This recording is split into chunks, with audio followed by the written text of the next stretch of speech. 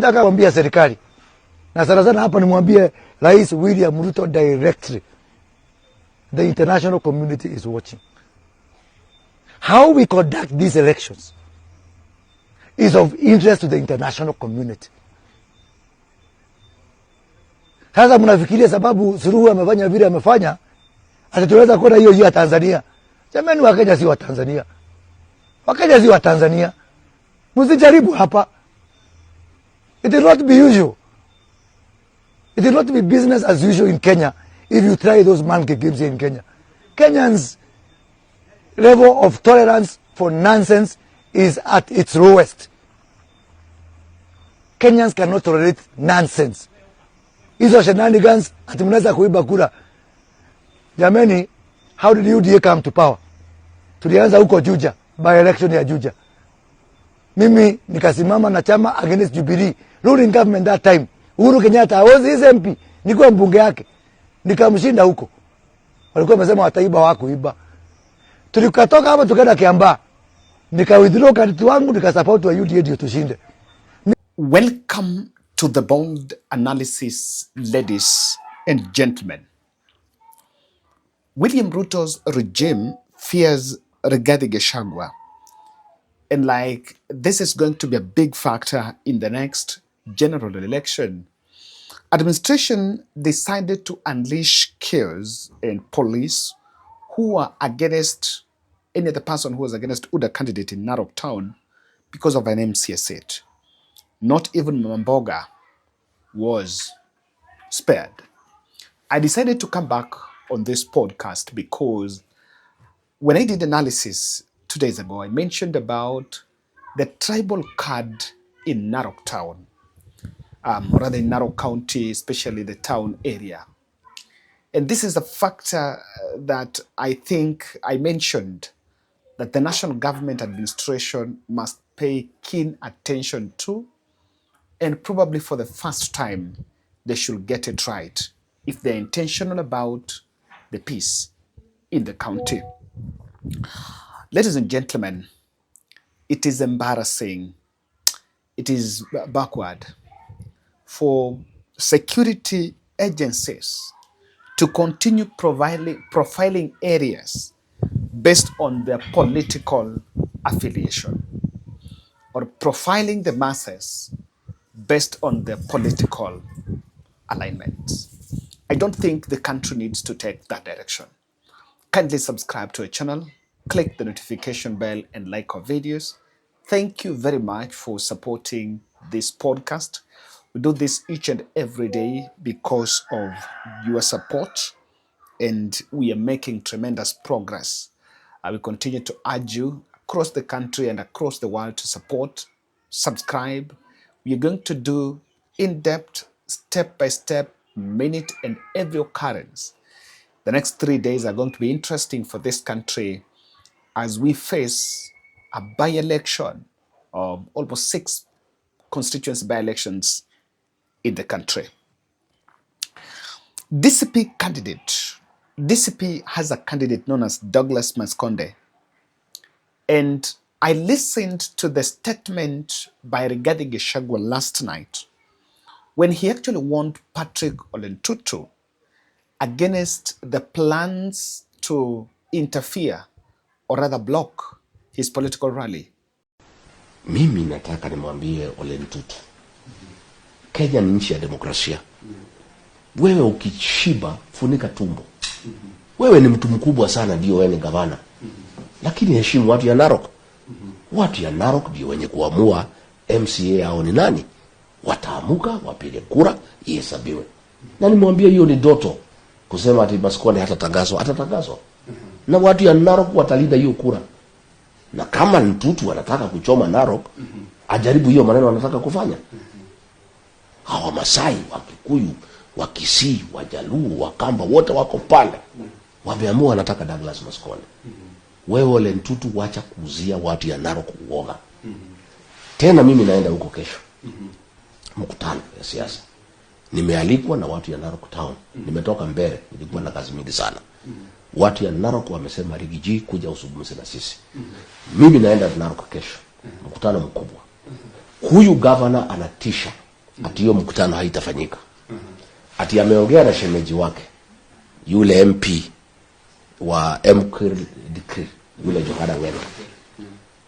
Ati William Ruto na Ole Ntutu hawatakubali uhusiano ya Wakikuyu na Wamasai Narok, kwa sababu wanajua Wakikuyu na Wamasai wakishikana, siasa ya Ruto imekwama katika Narok. Ole Ntutu wanajua Wakikuyu na Wamasai wakishikana, siasa yake imekwama. Anasema hiyo mkutano haitafanyika. Na kwa sababu Wamasai na Wakikuyu wako pamoja, ameenda kutafuta jamii ya huyu Ngeno, atuwakuje Narok leo saa 9, atuwakuje wapige Wakikuyu na Wamasai. Nataka nikwambie Ole Ntutu, wewe unacheza na moto in Narok. And you know, sometimes politicians, Rigathi had an intel about what was going to happen there. He was so clear from the way he was talking about this. He was already talking bitter because he had the intel that indeed his rally in Narok was going to face mayhem. I feel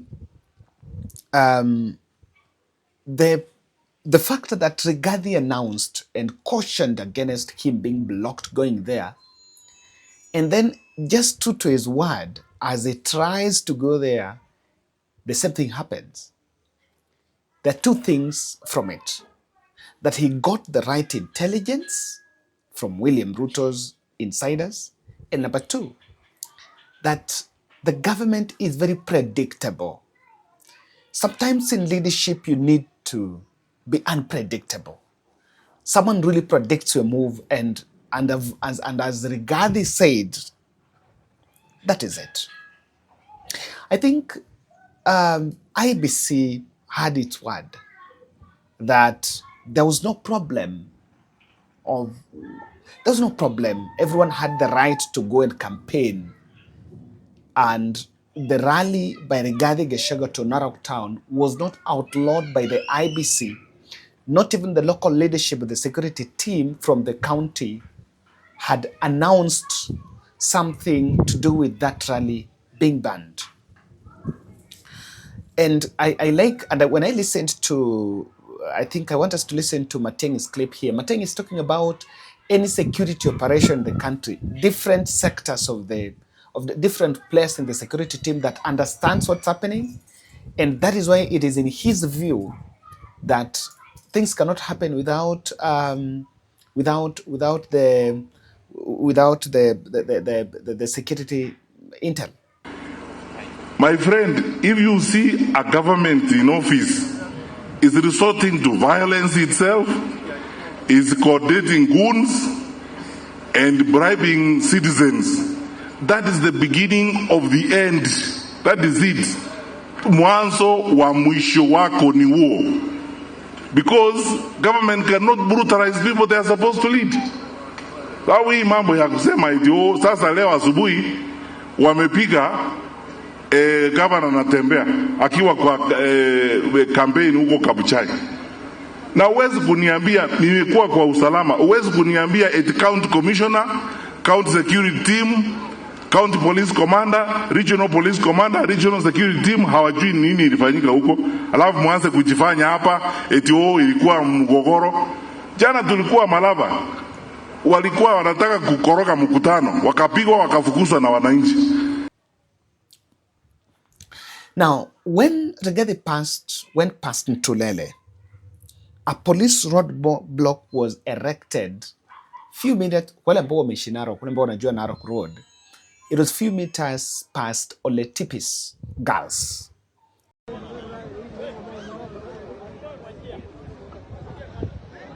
Police officers, hundreds of police officers have blocked the Suswa Narok Road so that His Excellency Deputy President Rigathi Gachagua does not get into Narok town.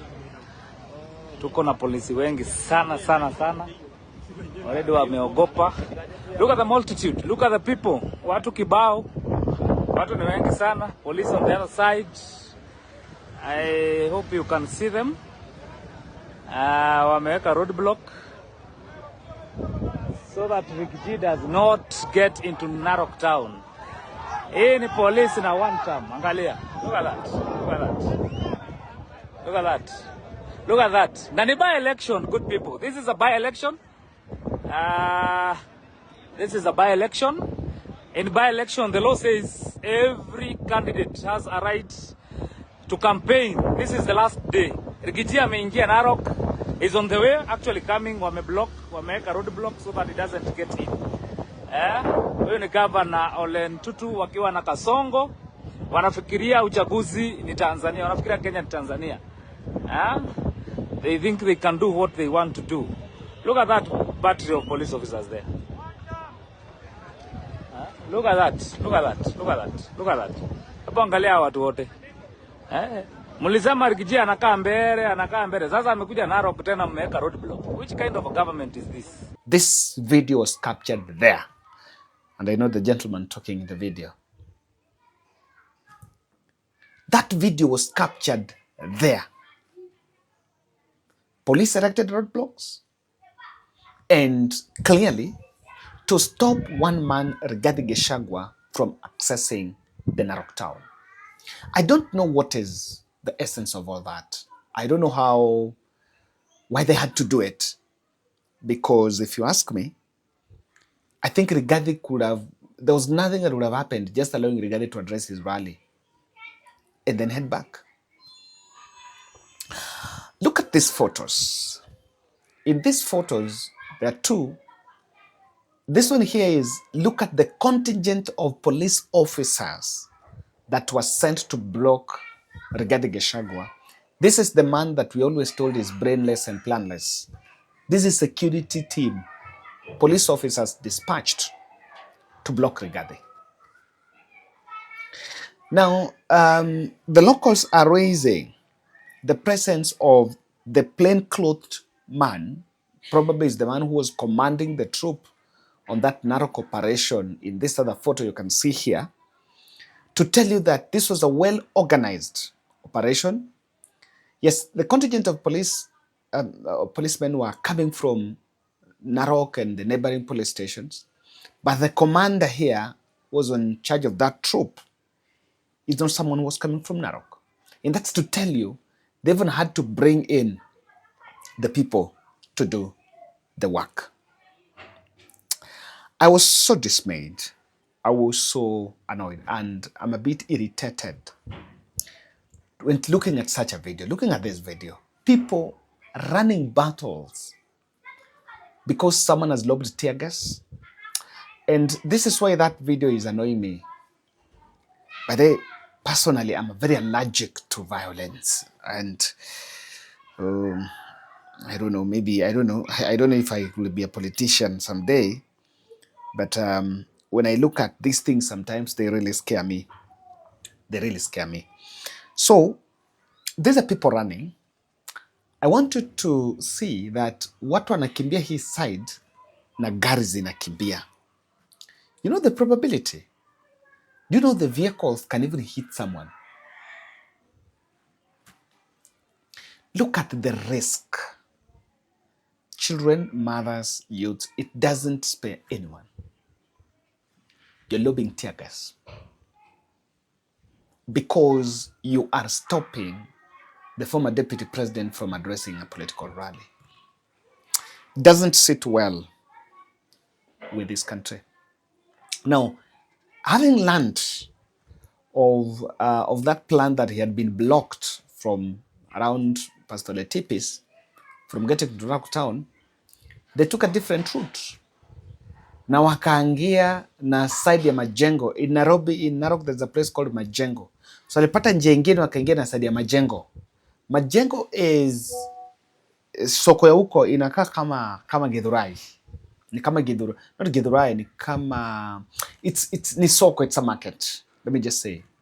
So went route ya Majengo, wakaingia na Maskonde Primary School. There is a public primary school just up there. Akateremka, akaingia Narok town. And he only held a rally for a maximum of 3 minutes, where he got an opportunity to address the crowd shortly. And Rigathi had to put on the police headgear He had that headgear. And I realized this headgear, by the way. I'm going to play for you that video. Alikuwa anajua what was happening. So by the time, because I don't want to believe that he bought that headgear on the road. No, he left Nairobi with that headgear. So he knew very well how the situation was, and he had the right intelligence of what was going to happen. He went to town, addressed the political rally amidst tension, and I could feel hata kama alikuwa naongea, even from his speech, the way he was talking, he was a bit terrified.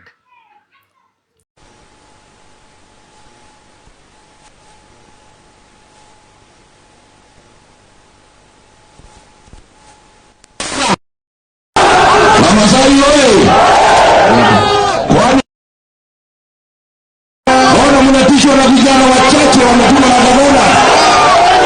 Mbona mnatishwa? Tufanye mkutano hapa. Ati polisi wanaweka roadblock nisiingie Narok. Nimefika sijafika. Nimefika sijafika. Hii serikali ya Kasongo inaogopa mimi Rigathi. Inaniogopa zaidi. Ati polisi zaidi ya 1,000. Narok. Ati wanizuie kufika Narok. Ndio niongee na watu ya Narok. Harambee! Harambee! Msiogope, hii ni vijana wachache. Hiyo vijana, hiyo ni watu wachache sana. Mudile na hawa vile natakikana. Na msiogope, na msiushue uoga. Mamasai oye! Narok oye! Maskode oye! Maskode ataingia. Hii ujinga mumefanya leo ndio itafanya Maskode apite asubuhi. Si ndio? Si ndio? Atapita. Mimi nimeona hii siasa ya Kasongo ya ujinga, ya fujo, ya kupiga watu mawe ni siasa ambayo imepitwa na wakati. Si ndio? Si ndio? Wangapi wanasema Maskode. Si ndio? Sisi tutauziwa waka kweli? Hata mkitupa mawe, kura ya watu ya Narok mtafanyia nini? Si kura muko naye? Si mnapigia Maskode? Bona wewe Ole Ntutu na Kasongo mnataka kulazimisha watu ya Narok ati wapigie mtu yenu kura? Kwani kura itapigwa na nguvu? Harambee! Maskode anatosha atoshi? Aingie asiingie? Hii ujinga Kasongo muko naye ndio itafanya wewe kuwe one term. Si ndio? Harambee! Kasongo ni one term, si one term. Ole Ntutu ni one term, si one term. Maskode asiingie? Aongee asiongee? Wacha tumpatie Maskode nafasi.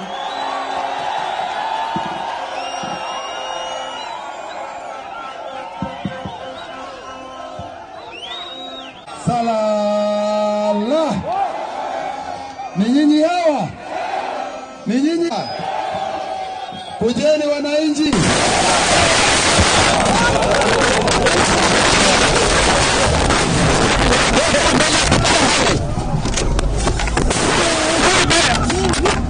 Yes, because there were stones being thrown all over. He was looking a bit terrified. That I can agree. By someone was saying that maybe was it the right decision even to go and address that rally? I don't know.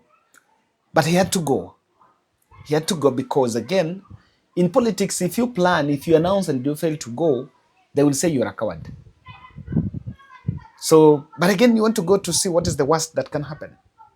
So he braved all those stones that were being thrown on his side and went there and spoke, addressed that political rally. I don't know when we suspended the right to political association, the right to expression, I don't know when we suspended it. And clearly, one fails to understand why the state speaks ill and demonizes Rigathi as a man who does not have influence, a man who does not know anything, a man who is not their worry. But why, if Rigathi Gachagua is not your worry, but why dispatch such a huge contingent of police to stop him?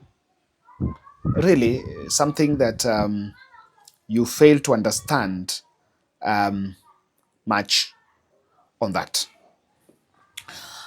This is why Ruto is crushing Rigathi. Ruto wants to crush Rigathi because the plan is to brand him as a political terrorist, as a political mania, as a person who is not a peaceful man, as a person who is tribal and all that. They're just looking at provoking Rigathi so that they brand him as a man who, whenever he goes, there is always violence. That is one thing why they're going after him. And of course, you also need to appreciate the fact that Rigathi is the face of one term. He just needs to get someone to give him a microphone. He will say one thing and the whole crowd will chant one term. He's the spirit, is the person who is the author of that one term. And I think it's not sitting pretty well with the state. I think the other thing here is ethnic profiling is an intimidation tactic to make people disown him. I told you there is a very big Kikuyu population in Narok, a very big mass Kisi population there, Luya population, the Luo, and of course the dominant Maasai. And someone wants to feel like we are not safe. Like when the Rigathi comes here, we are not safe. And because people also have to protect their poor businesses and interests, when they are almost under threat, they will feel subdued and will then disown Rigathi. Like they say, when Rigathi comes here, we hata usikuje tu, sababu ukikuja, tuletewa kelele. Ukikuja, tutapigiwa kelele. It is some sort of intimidation tactic. Because let me tell you, the truth is, kuna watu wengi sana nani Masai, people who stay around Narok town there, Narok, they're not necessarily Masai people. Wengi sana ni from the other tribes. And every government, I studied Narok, I understand that politics very well. Everyone, anakuanga elected huko, anakuanga na hiyo shida. I remember when Kenta was in ODM, Kenta was an ODM and Kenta was vying for governor in ODM. So Kenta, if you remember Kenta, it was a big problem because he was being supported by almost all the other tribes. And people didn't feel very comfortable with that. I think Ruto is amplifying Rigathi to push his candidature. He wants the country to see Rigathi as the threat. He's profiling, amplifying, and building Rigathi so the Rigathi becomes the candidate. And with this, he wants by all means not to face Kalonzo, but to face Rigathi Gachagua. Because Rigathi's people say, Rigathi has been tear gassed all over, Rigathi has been attacked by police, stones have been thrown, Rigathi was almost being pierced by a knife. How can Rigathi give it to Kalonzo? And in a way, even if they give it to Kalonzo, the state will really pick Rigathi as the man to hate. And that is why they're targeting him. Thank you.